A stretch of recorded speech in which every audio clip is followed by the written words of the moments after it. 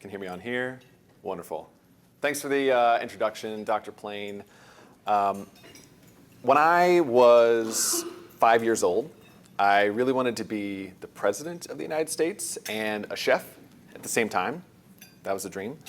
And now I make part of my living making Barack Obama's crustless coconut pie and eating like Donald Trump for a day. So that's kind of the closest I'm probably going to be to being a president and a chef at the same time.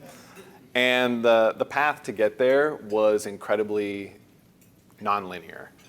When I came to Juniata, I was undeclared. As you said, I kind of quickly picked up a POE in politics and philosophy and started to dig into a lot of different interdisciplinary colloquia, as I think the term was at the time. I took interesting classes in philosophy and math, quantitative methods. I took symbolic logic. Don't recommend. I don't know if that's still around, but it's really difficult. Oh, it's a good class? Oh, that was my hardest class. I did terrible in that. There was a turning point for me, though, in my kind of Juniata career, and that was when I went to the DNC for a work study for a week. And the DNC was in Denver. In 2008 was when Barack Obama was getting nominated, and this was something that was offered as part of the politics department. And it was a full work study week where you got a placement with basically an internship for a week. And my internship was with Fox News, which was, at that point in my life, that's what my grandma watched all the time. That's what I knew it as. And I was excited to be placed with a media company. Wasn't thrilled about being placed with Fox News at the time. But the week that I spent there and the week that I spent in Denver in 2008 was pretty transformative. I got to see the behind the scenes of what politics looked like. What I thought was politics was actually entertainment.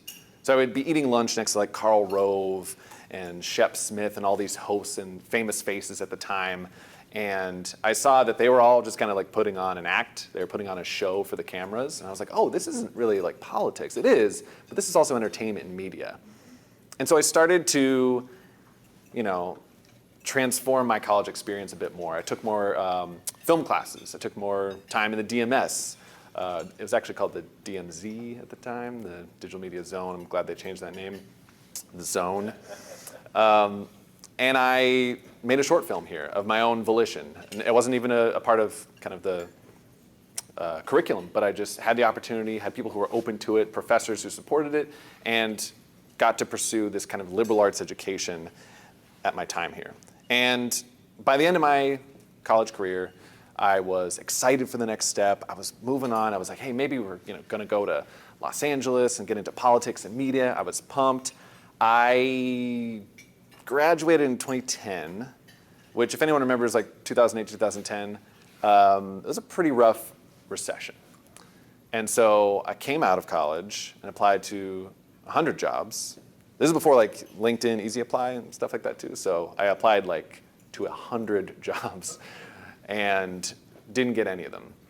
And the job that I ended up with, it was very humbling, honestly. It was a humbling experience, but I ended up working at a local movie theater and just kind of doing the work that I needed to do to make money, make ends meet, a cool $7.25 an hour. And I needed that job, I think. I needed that job because I was a little arrogant coming out of college with all my fascinating experiences in education. And through a year, I worked hard, and I met with the general manager of Cinemark, and he said that he was going to give me a raise. And it was actually the biggest raise that they had ever given a popcorn sweeper in the history of Cinemark. And I was kind of excited. And they said they were bumping me up to $7.42 an hour. And I was like, I have to get out of here. And so I booked a trip to Los Angeles and fell in love while I was out there. My best friend was out there. Through some very kind of opportune circumstances, I was able to get a job and moved out there 13 years ago. Haven't come back since. I've come back since, but I've lived out there ever since. And the kind of long and short of it with my career out there, I was doing writing communications for various clients. I was writing pitches all the time and pitching TV shows. I was really kind of trying to combine the politics and media aspect of things for years. And I wrote on a couple of Comedy Central digital series, which is now defunct. And I was pitching, and it felt good to be pitching to these big, networks at the time. But nothing really panned out. And that was until I kind of just listened to this gut instinct that I had to make Cooking with Congress. It was this idea that just didn't let go. And I decided to not let it go. And since I started that blog in 2018, it's grown to be half of my living at this stage, making money through kind of a diverse revenue stream, writing for publications, making money from TikTok, which if I told my parents that, when I told my parents that, they did not understand what that meant, what that is. My mom still goes to TikTok.com on her desktop computer to view it. It's very kind. But I think that the running through line of why I was able to start this creator account, whatever you want to call it, of Cooking with Congress and have it work out over the course of time was that I treated life like a liberal arts education. I don't think I could have developed this to the point where I have, and I'm still learning and growing every single day, if I hadn't picked up everything along the way and followed a bunch of different passions and pursuits. I think that there is a great and kind of immaculate opportunity for generalists in the future and in the present. And you're told to specialize a lot. You're told to pick one thing and do it. And I don't know if that's still the case today, but we were certainly told, like, for certain tracks and certain fields, you stick to the track, go on down the line. It's very clear. The path is very rolled out for you. There's no real kind of diversions that are going to take you away from it. You'll be successful. But I think that for generalism, we're in a great time for it. The liberal arts education I got at Juniata and all the different things it made me do, from filming to writing, it made me a better thinker, a better worker. Nags over here, Nags had a paper that he no longer offers. He discontinued it 10 years ago.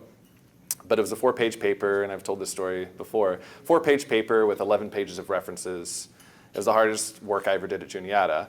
And that taught me how to work. That taught me how to be dedicated and be focused. And Dr. Plain's political psychology class taught me how to, I think, speak in front of people with any sort of comfortability.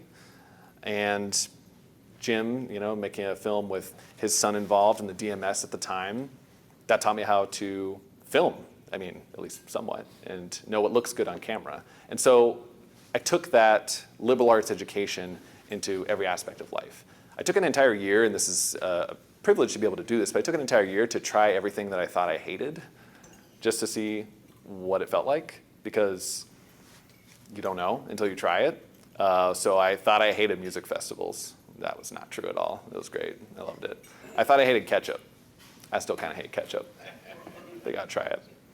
And I think that year of exploration, the kind of constant testing of yourself, the constant exploration of new and unique avenues that aren't in your POE, right? That has proved to be important for me.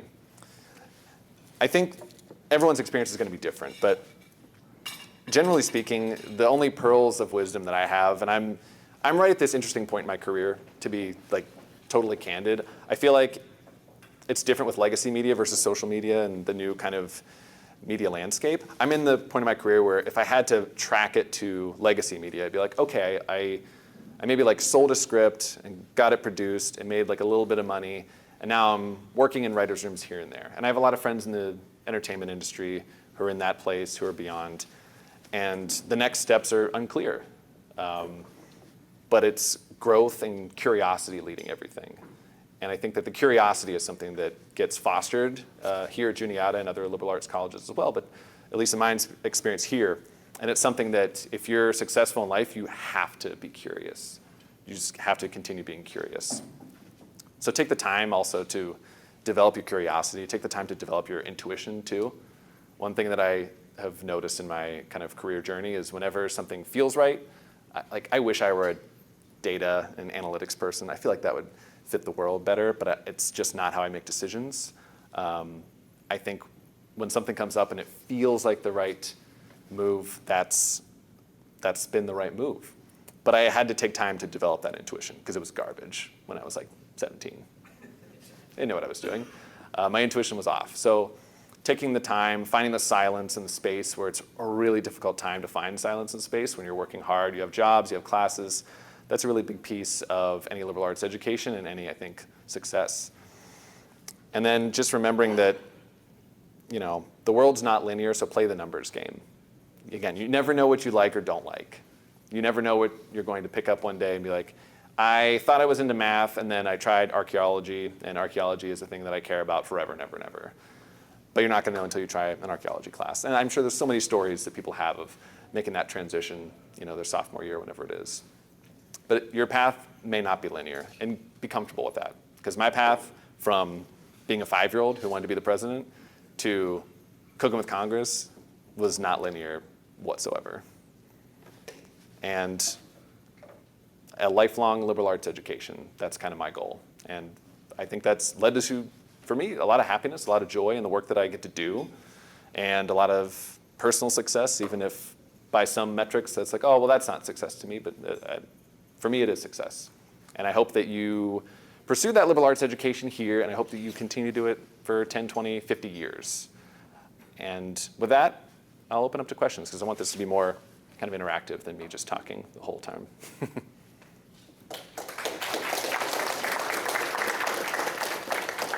Just raise your hand, and we'll call on you. If we need to bring a mic around, we will, but hopefully we can just speak louder.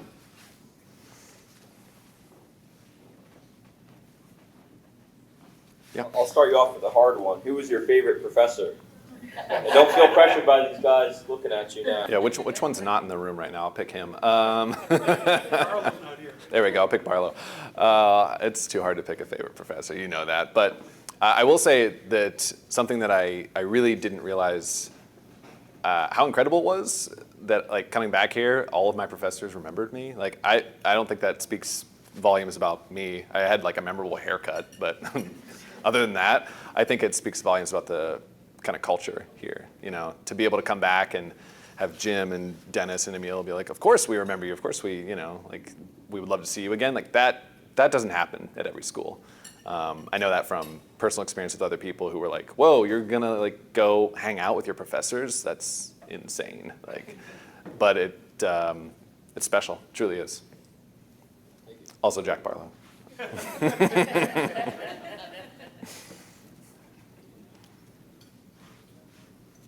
Yeah. What's your favorite dish that you made?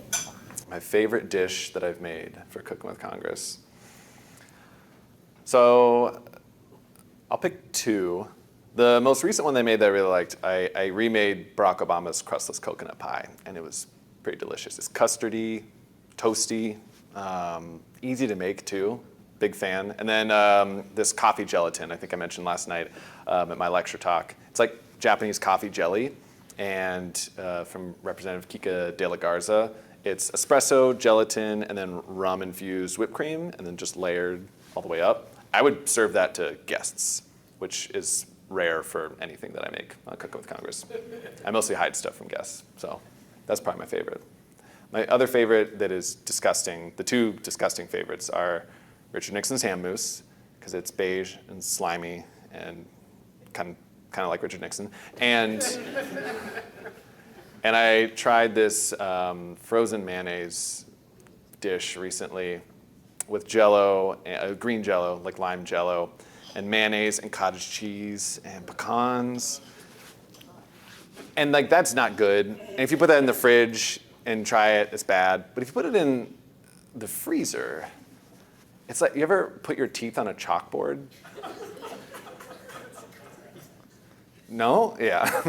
I have one time now, at least with that one. So the frozen salad was rough. That was pretty bad. But I loved it. I love when it turns out bad like that. Good question. Thanks for giving me the chills again. Yeah. So I know you mentioned that you've eaten like a bunch of different presidents. Which one was the worst? I got hungover the next day after Donald Trump.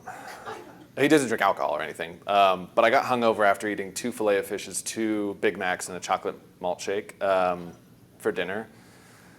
That was because the sodium content's like 3 times your allotment for a day. So The next day, I like just took 4 hours in the morning to try to walk it off, and I was like pounding water, and that felt pretty bad. I will say at the end of that day, though, I felt accomplished. When you eat that much in one sitting, I was kind of proud. I was like, I still got it, yeah. But I felt the worst the day after. The food-wise, I have to say, like, the Joe Biden diet was just kind of like boring to me, and that is like the biggest offense. I'd rather have something be like crazy. George W. Bush's like cheeseburger pizza, I was like, this is not my favorite with like just gallons of ketchup on it, but it was interesting. The rest of the day, like the huevos rancheros was good. And Joe Biden's just kind of like nice and boring the whole way through. Special K and angel hair pasta with just plain red sauce on it. I hate being bored. So that was probably my least favorite to do. Although once we get to like, I don't know, I think Nixon's gonna be bad. He liked cottage cheese with just ketchup on it. Not a good start. Yeah. What is the oldest dish you've made? The oldest dish. Well, the one that felt the oldest, honestly, was when I made Millard Fillmore's Resurrection liver pie, which felt medieval. In like the torture sense, but also like it looked medieval too. Getting your hands on beef liver is not that easy in certain parts of America. So I had to like search for the beef liver and then make it into a pie. It was more of a casserole. So it felt very old. It wasn't super spiced or seasoned. I am so happy that we have like a proliferation of spices now in today's markets, because that was pretty liver forward. But I also have made, I made George Washington's eggnog, and I want to make a few others from that time period. John Quincy Adams's golden alligator springhouse cake is technically, I think, one of the oldest ones that I've made. That one was good. Didn't look very pretty, but it tasted really good. I was talking about it with Jim last night. It doesn't have alligator in it or anything, but it has Madeira, which is a fascinating flavor profile. It's pink, and it's got candied fruit on top, and tasted really good, honestly. I was a big fan of the golden alligator springhouse cake. Also, killer name, great name for a cake. Yeah. So you talked about all the things you did here at Juniata and all the great opportunities you had. Was there anything that you felt like now you feel like you didn't get the chance to do that you kind of regret that you would encourage us who are still here to do? It's a really good question. I was thinking about this last night at dinner, actually. And I did get to study abroad for 3 weeks on the Senegambian trip with Dr. Nagangas, which was fantastic. I look back on that as a really significant trip. Going to the DNC in 2008 was incredible. I wish that I had maybe studied abroad for a full semester. I graduated a semester early because I had some of the credits from high school. I also was trying to save that money. And at the end of the day, you know, I just paid my student loans off like a week ago. And yeah, which like felt so poetic because I paid it off with money from like TikTok too, from like, which is, I don't know why, I just felt like I'm doing the Cooking with Congress, paid off the student loans. This is amazing. I think I would have loved to have studied abroad though for a semester.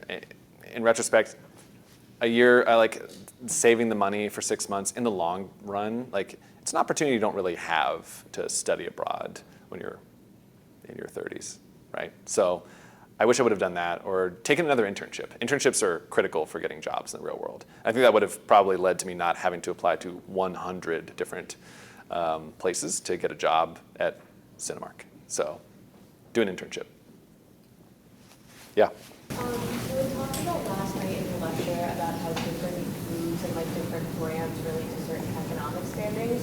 Which president do you think genuinely did have like some sort of like middle class upbringing outside of like the 1% with their choices?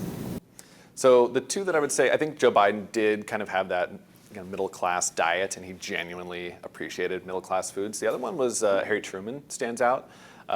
Came from kind of an impoverished background, and his diet was really like Ozark food, you know, like food from the Rust Belt. And back when everyone was getting into at the time, what was fancy, which was like box mixes and microwaving things, right? That was kind of on the rise. Jell-O was on the rise, which is hard to believe, but it was very popular, and that was a class signifier. It was like, oh, you can make a Jell-O salad? You must be fancy. He was all about making things from scratch, and he brought a lot of recipes to the White House for the chefs to make things from scratch for him. So I'd say Truman really exemplified that, had the kind of middle class, or even, lower than middle class palate and diet. A good question. Yeah. How you apply to multiple jobs and got elected and working at theater? Did you ever feel regret for what you studied or experienced for your future? Did I ever feel regret for what I studied in college? Did I ever think that perhaps like a philosophy minor was not going to get me a job as a philosopher? I mean, I had some moments, yeah. I did. I had moments where I was like, that is not, like I should have gone into accounting like my sister, like, because she's doing great.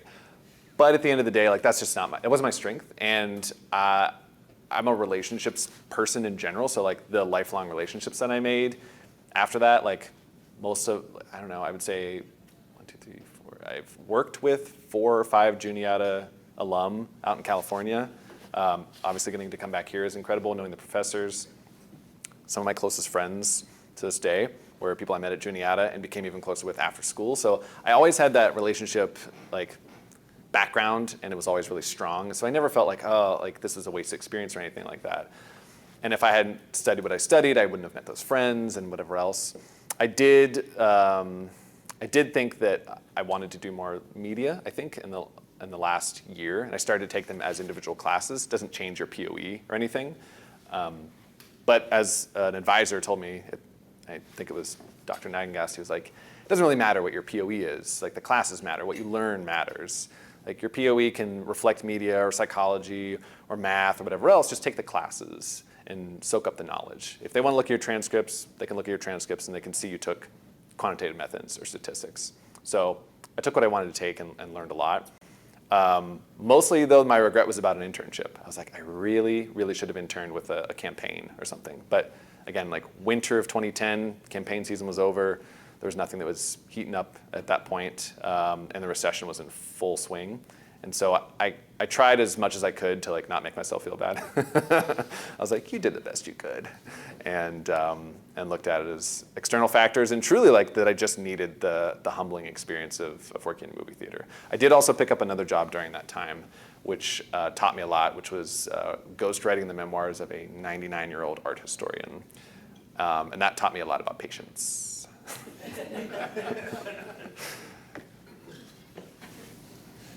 Yeah. I want to ask an advising question for us, that you can give us advice. I'm fascinated in all of my decades at Juniata, how some students, what they go off to do after they graduate. And I've noticed that in most cases, it's not A's versus B's, or grades are not a predictor. There's something there that I don't want to say entrepreneurial spirit, that sounds too monetary, but there's an edge there where they want to go, they like the story you just told. You know, how many people, I wouldn't have done it back when I was whatever age, pack up, head to LA and say, I want to make a go of it out there. So to come around on the question is, I mean, is there anything we can do to kind of instill that extra spirit, and just to give the counter, as opposed to a student that is scared of everything, I just want to get out of here and go back home and work at the local bank or something. Is there anything we can do? And then the second part is that something you, looking back on your own life, you think you came in the door with that attitude? Or was there some value added that Juniata instilled that? That's a really good 2-part question. Has anyone seen the show Hard Knocks by chance? Yeah, okay, a couple people.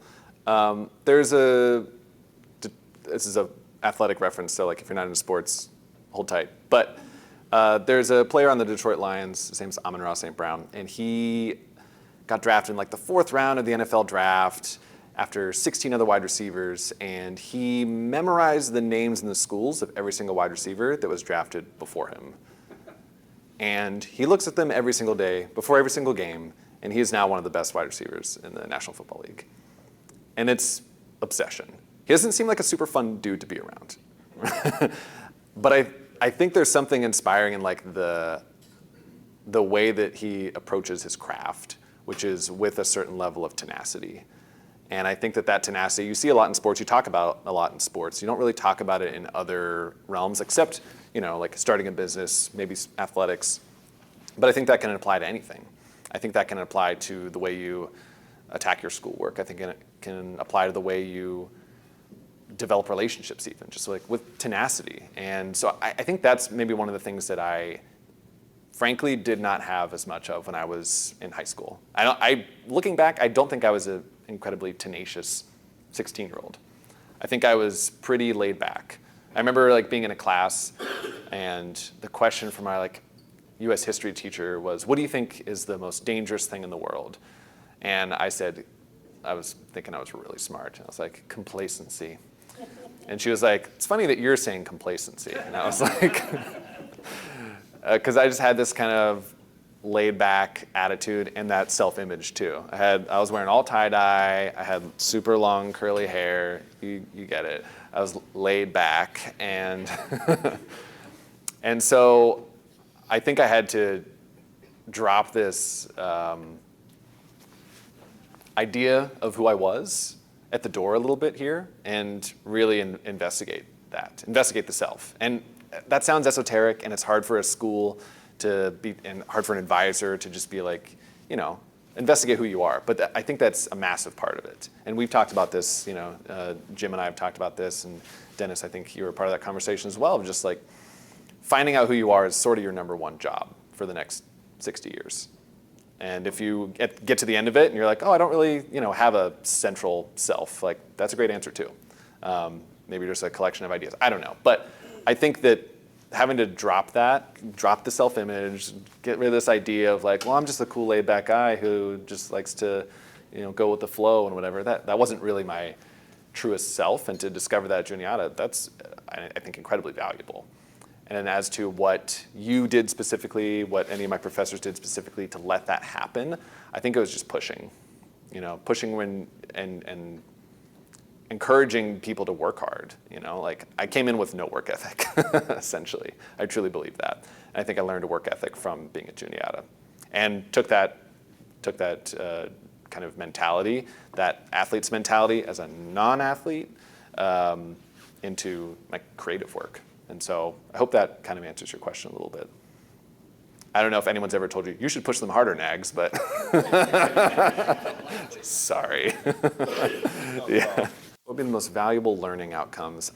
I think that getting people comfortable on camera and getting them to just breathe into it and not be so self-conscious, that takes a long time. I've worked in communications for a long time, and I've interviewed a lot of CEOs for various social media, and like 80% of the stuff is unusable because they are so uncomfortable. As soon as they're amazing. You talk to them, they're digging into their passion, they can talk about it so eloquently, and as soon as you turn a camera on them and they're like, here, let's film something for TikTok, it's just like, okay, hello, it is I. And you're like, there's no, the naturalness drops and it fades away. So I think, I was really excited to see, I'm blanking on the studio name, but in the library or whatever, they have that studio with like podcasting equipment and a place where you can film yourself doing, I don't know, whatever else. Like that's incredible that's here. That was not here when I was a student. So I would say like that is such a big aspect of it. The thing that was surprising is I think it's just consistency. It's, I talked about the numbers game, like the numbers game in terms of trying to figure out what you want to do in life. The numbers game is also how this happened. Like Cooking with Congress was me, for no money, making dishes, like buying the ingredients and making clam pie like at home for me and like my wife who did not want to eat it for an entire year every single week, and posting it on TikTok and like seeing and trying to like dig into the analytics and all that stuff and seeing how it worked, and also writing the blog and also trying to pitch to publications and all that stuff. But at the end of the day, it was just like being consistent so you can get lucky. That's really what it is. Because one of these days, like someone who has a connection Like for me, it was a reporter for NPR, just happened to be on TikTok and saw something they posted, and they were like, this is great. And then it blew up. Within 3 days, I was talking to Scott Simon on Weekend Edition. Whereas before that, I had like, I don't know, 400, 500 followers or something, and it jumped up sixfold in 2 days, and that felt really good at the time. And you just gotta get out there enough and play the numbers game to be lucky and to have opportunities, because it's luck plays a huge, huge role in any success, especially in social media and the entertainment industry. Don't let anyone ever tell you, if they like leave out luck from their speech about like what to do, that's bad. Luck is huge. Ryan, did you have a question? Yeah, so thank you for being here. This has been excellent. I'm happy there are so many students in the room. And I also want to mention, you just very directly stated our brand statement of think about who you are. Did I? And so I teach a lot of students integrated media and portfolios, and yes, finding their passion to do a passion project. I'm curious from your perspective, similar to Jared's question, how for students that struggle to figure out, one or two things to really focus on, students that are interested in all things, from someone in the field, since your work is media focused, what are the things for students or for faculty that we could tie together to continue to encourage for them to, yes, be their most unique and passionate selves, and to portray that when they're interviewing for jobs, rather than, right, I just do design, or I just do video, or I just do this thing. Because we know when you graduate from Juniata, you know to do a lot of things. So I'm curious from your perspective, right, the unique things that we share here, how can they take those? I have some seniors in the room that are narrowing down their research projects. So how do we take these things that we're passionate about and turn it into their portfolio, their marketing for themselves, right, their self-promotion, and what have you seen that's successful in that area? Storytelling is key to any of it. A job interview is storytelling, right? A research, anything a Fulbright scholarship is storytelling. An application is storytelling. I think the focus on narrative, even if your path is nonlinear, you can still tell a story, right? I think of it sort of like, I've done a lot of work editing, and you get these big kind of massive interviews from people. You're like, this is fantastic. I hear your voice coming through, and I still have to find the narrative within it. And so staying true to your voice while recognizing what an outsider needs to see and hear, which is a story. Because we're not there yet where you can be like, well, I went all over the place here and there, and circled around here, and then I did this and then I did that. Even today, like I left out some things of my career that like didn't quite make sense in this context, right? Like I'm really, really good at making cocktails because of a weird job I had like 6 years ago. That doesn't really fit with this, right? It doesn't quite match the narrative. But it is a part of the story. It's a part of my life. But if you're talking to an audience, you just have to know they're still looking for story. And especially if you're applying to grants, if you're applying to internships or jobs, the narrative of who you are, it doesn't have to encapsulate everything about who you are. It doesn't have to capture all of you. You're just telling a story for this one moment. You'll have the chance to kind of show more of yourself once you have this role. There's so many times where I've dialed down, told the story of who I am for a client, I get hired on, and then later on they're like, oh, you also ran events for 2 years? That's amazing. You can help out running events? Well, let's hire you on for more work here. So you get a chance to really kind of showcase that diverse set of skills. Is that a quote from Taken? I'm really sorry if that is. I have a diverse set of skills. But you get to showcase that later on once you've kind of opened the door with storytelling, I think. Yeah, in the back. Okay, so would I change my POE at all if I were to go back and re-individualize it? There's certain classes I probably wouldn't take because they were incredibly difficult. and to me at the time, I mentioned symbolic logic. Sorry, symbolic logic. I know Bryce is gone, but he was like, thumbs up to that class. That just was not how my brain worked, and I knocked my head against the wall and still never figured it out. So there are a few classes I might switch around, but I really started to do that anyway in my senior year. I started to kind of transition towards politics and film. I took a French film class, started to go towards the media anyway. I don't think that I would, I made the joke about being a philosopher. Like there's not a lot of philosopher jobs out there when you're 22 or ever. It's not 800 BCE. But I still think philosophy taught me how to think and how to write and how to make an argument. And again, like taught me some storytelling. So I don't think I would change all that much. I think the politics obviously is a part of my life now. If there were a cooking class on campus, maybe I would take that though. A food class, maybe if someone was teaching like some sort of history of food class, that would be a good one to take. Yeah, I don't know. And to the second question, so am I understanding it correctly? What dish would I make to represent Juniata College? Really hard. All right, so it's gotta be Scrapple based. A dish to represent Juniata College. Man, that's really good. I mean, I think I think of certain meals when I think about Juniata. I think about the surrounding community. I think about, is Waltz still around, that restaurant? Closed a while ago. Waltz was a restaurant where I had a friend who went into Waltz for breakfast and left Waltz after dinner. And he got his name on the wall because he ate everything on the menu in one day. And they just let him write his name on the wall. And so I would,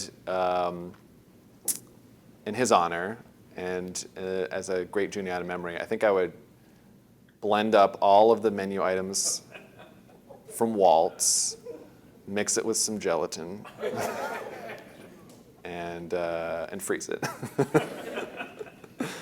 That wouldn't taste as good as my Juniata experience, obviously, but it'd be fun. Exactly. Get a lot of different flavors in there, yeah, for sure. Any other last questions? Yeah, Maggie. So going forward, do you want to keep doing what you're doing, or do you think you'll move on to something else? Is there like an end goal, and how do you think your liberal arts education will affect that? Great question. So goals are they can be delicate.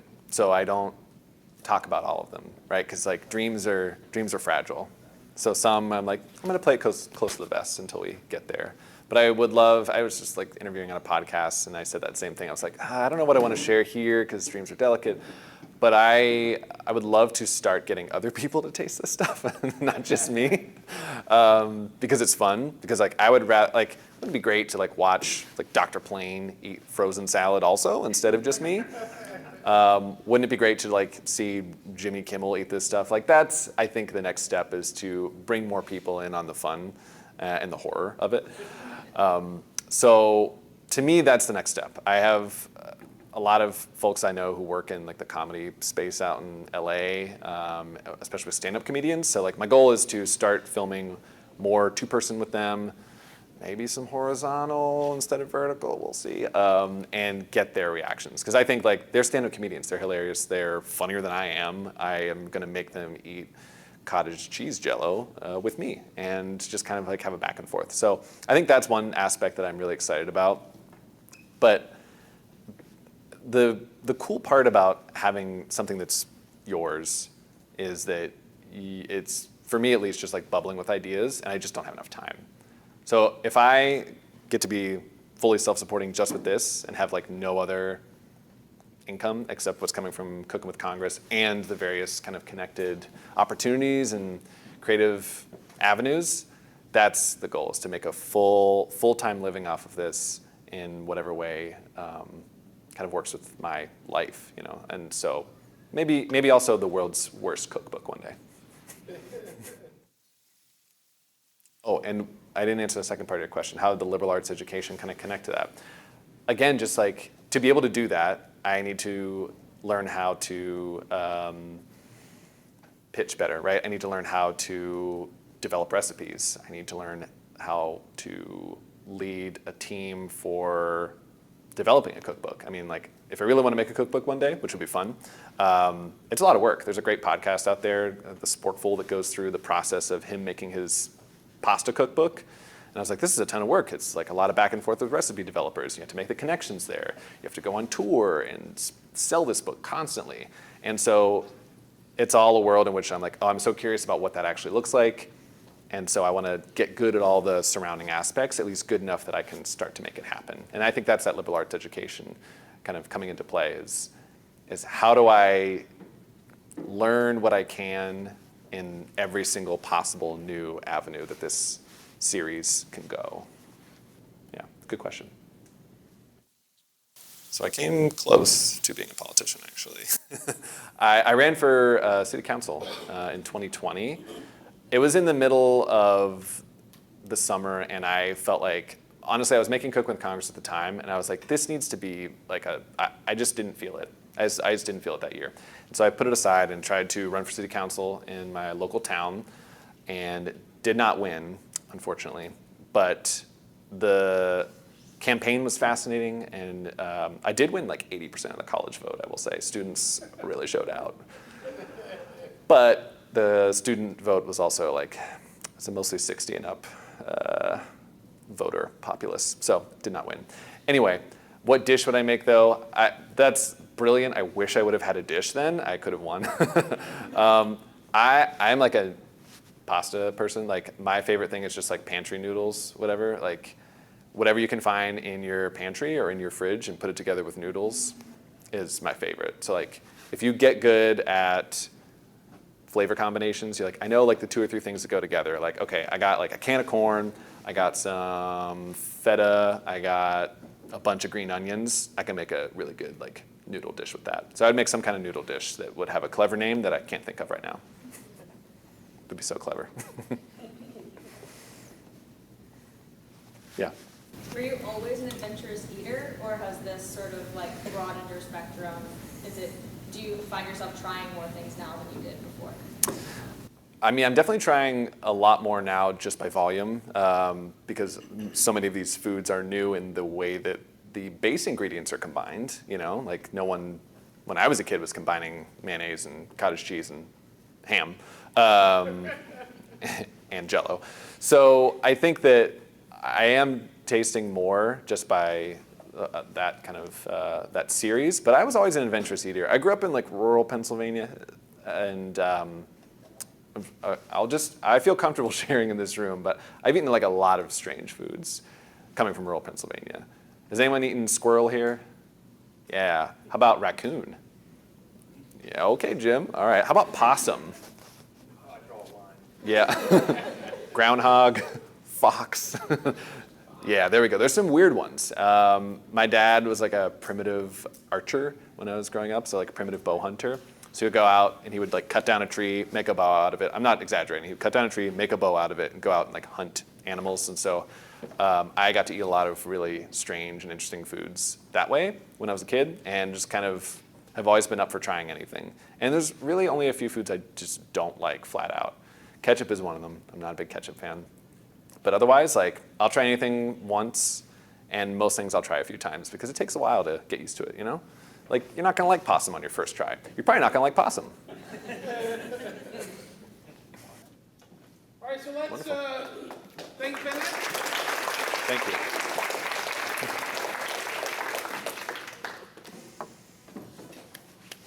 Need the mic? Thank you. Oh, thanks, Dennis. Bennett will be here for at least a few more minutes. If you have any individual questions for him, make sure you come up. And then on behalf of the politics department, we have a little gift for you. Thank you.